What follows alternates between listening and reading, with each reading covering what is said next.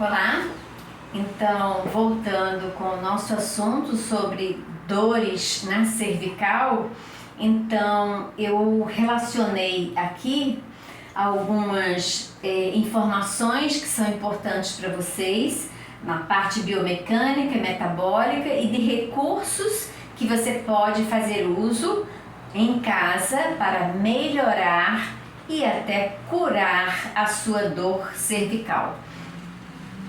Isso não impede que você faça toda a investigação e, aliás, você deve fazer toda a investigação para saber qual realmente a causa do seu problema, da sua dor.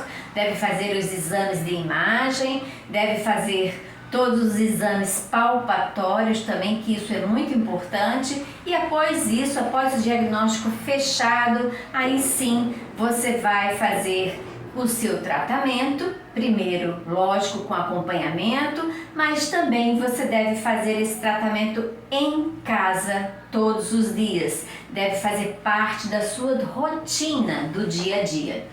Bem, o que acontece com a nossa região cervical que de repente eu começo a sentir muita dor? Bem, a nossa cabeça, como eu já falei, ela tem um peso de 4,5 quilogramas ou de até 5,5 quilos, né? 5,5, 5 quilos e 500 gramas. Então todo esse peso ele é distribuído na região cervical e através das vértebras por vetores que dissipam dissipam de forma conveniente essas forças através das vértebras e dos ligamentos e dos músculos. Então é sempre importante ter uma musculatura forte, trabalhada, alongada. Depois nós vamos falar sobre esse conceito de alongamento, né? É uma musculatura forte e ao mesmo tempo que relaxe com facilidade. Bem, as dores mais simples são as contraturas musculares. O que é isso? Nós temos filamentos de actina e miosina, né? Os músculos, eles trabalham dessa forma, com filamentos que contraem e descontraem. Então, se por acaso ocorre uma contratura, esses filamentos eles não retornam, eles ficam desta forma. Se essa contratura permanece por muito tempo, ali ocorre um encapsulamento, né? Aquelas fibras, né, que aparentemente estão inativas, o corpo vai e joga uma cápsula, né, vamos dizer, de fibrose em cima daquelas fibras que estão contraídas, e aí formam os nódulos, aquele nódulozinho que você, nossa, aqui está duro, parece que tem uma bolinha que se mexe, né? Mas esse ponto é muito dolorido, onde tem esse nódulo. Então isso são fibras musculares que são encapsuladas por um tecido conjuntivo. Então, essas contraturas, elas podem ser por má postura, elas podem ser também emocionais. Então, se você está vivendo um relacionamento inadequado, se você vive um relacionamento abusivo, isso vai te causando dores, desconforto, e aí o seu organismo está dizendo, olha, você não está seguindo o caminho adequado. Abandone este caminho e siga outro caminho, né? Ou então modifique essa situação. Então, ou no trabalho, se você não está feliz com o seu trabalho, tudo isso gera desconforto, contraturas musculares de forma inconsciente, né? Então você não fez nenhum movimento brusco ou exercício que prejudicasse aquela região, mas o seu emocional está muito prejudicado, está abalado, com sentimentos negativos, com pensamentos negativos, e isso tudo provoca contraturas musculares. Isso é muito importante. Daí vem a medicina oriental, dizendo: cuide do seu rim, não, cuide do sentimento do medo, cuide do seu fígado, não tenha raiva, não tenha mágoa, não tenha ira, cuide do seu baço, não tenha pensamentos repetitivos. O pensamento repetitivo é aquele pensamento que você pensa e não age. Então é falta de ação, falta de mudança de direção na sua vida. A fibromialgia está muito relacionada a isso, essa frustração, né? Essa mudança, essa falta, quer dizer, de mudança, né? De sair daquela situação e ir para outra situação que vai te trazer um maior benefício. Existe também as degenerações, né? As degenerações que são os osteófitos, né? Quando você faz um raio-x, aí o laudo vem assim, presença de osteófitos, né? Então isso aí são degenerações. A vértebra, ela começa a degenerar e formar espículas. O cálcio, em vez de ser localizado na vértebra no lugar adequado, ele vai para outro lugar e vai formando espículas ósseas que podem pinçar raízes nervosas, que podem trazer um prejuízo bem maior, né? Que são aquelas dores irradiadas. Então isso é causado por osteófitos, que é, na verdade, uma degeneração. Então, em vez do cálcio ir para o lugar correto, ele vai para um lugar incorreto, formando espículas. Isso também está relacionado à alimentação. As desidratações, né, do disco intervertebral, às vezes por falta de água, às vezes por falta de algum mineral e às vezes por mau uso também dessa região, as desidratações do disco intervertebral. Existe também a formação das hérnias, né? Então, por algum motivo, ou movimento brusco, ou então mesmo a deficiência do baço, que é essa preocupação excessiva, pode sim levar à formação de hérnias, né? De hérnias que também podem pinçar alguns nervos, né? Causa ali um processo inflamatório, muito dolorido. As degenerações, né, que eu já falei, sim, existe também as degenerações do corpo vertebral, da vértebra. Além dos osteófitos, você encontra uma vértebra toda irregular, né, meio porosa. Então isso também é uma degeneração. Existe também a espondilolistese, que é quando uma vértebra escorrega sobre a outra. Isso é um problema bem sério, que tem que ser cuidado com muita cautela por bons profissionais.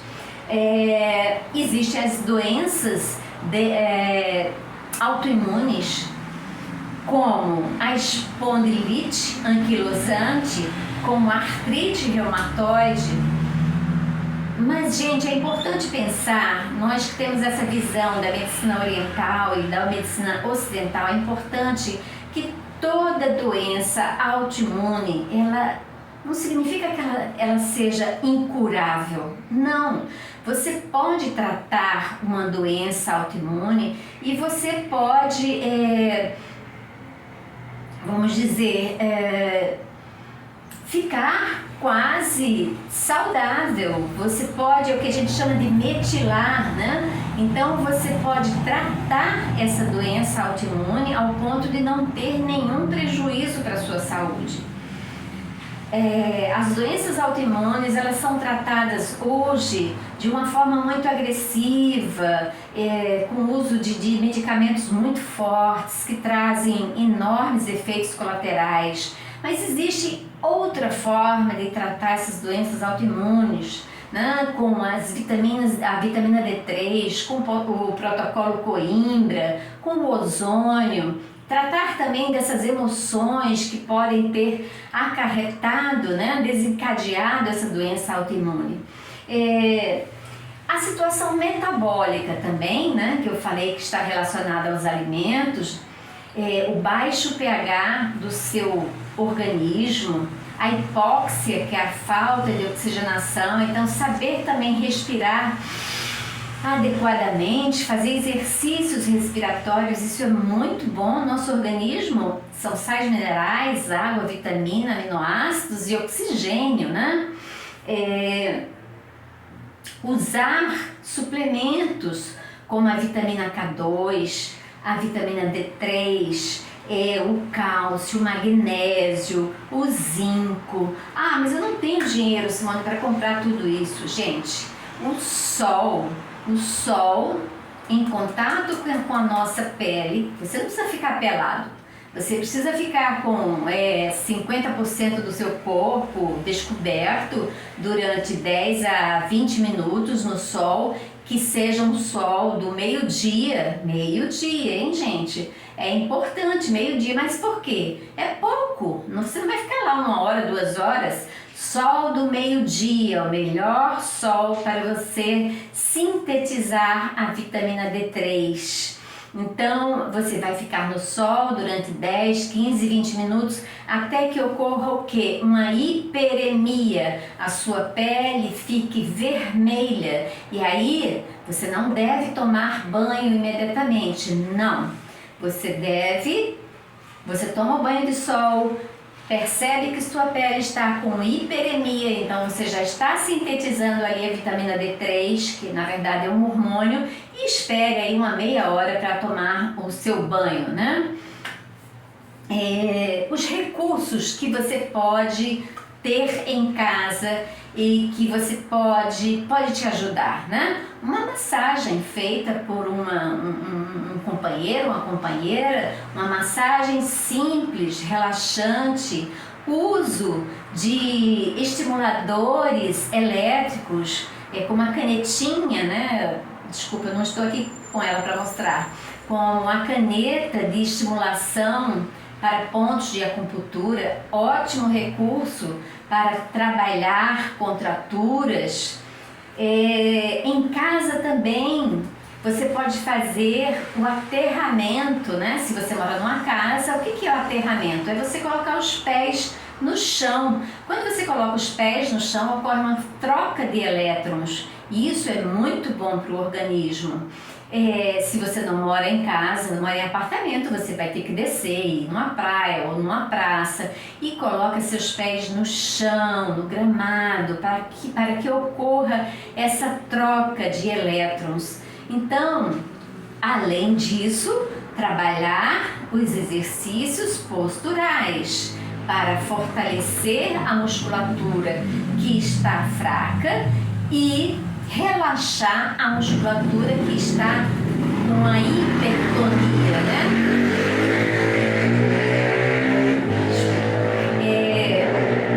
Geralmente o peitoral, a gente fecha o peitoral fica com uma contratura, né? E às vezes eu quero pensar na minha boa postura, mas eu não consigo porque o peitoral está fechado, contraído e os músculos posteriores das costas estão hiperestendidos e relaxados, hipotônicos. Então o que você tem que fazer primeiro? Soltar essa musculatura. Como, Simone?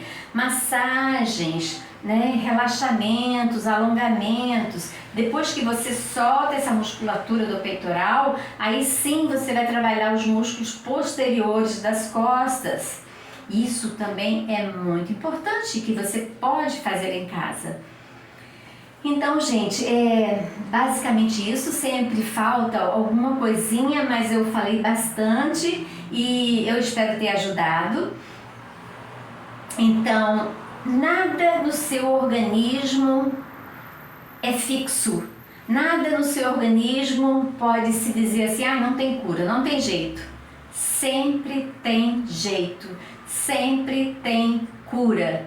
Agora, é importante que você perceba o que está acontecendo e que você faça uma intervenção precoce para que esse problema não evolua tanto.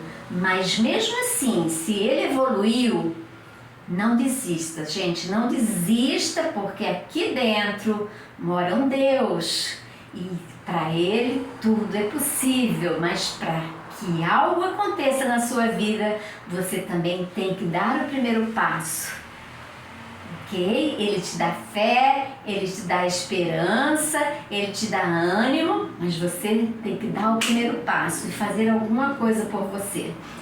Está bem, gente? Muito obrigada. Estou chegando já aos 5.000, né? 5.000 inscritos. Fico muito feliz. Deem like, compartilhem e eu estou aqui sempre pronta para responder todas as perguntas. Um beijo para todos e saúde para todos também.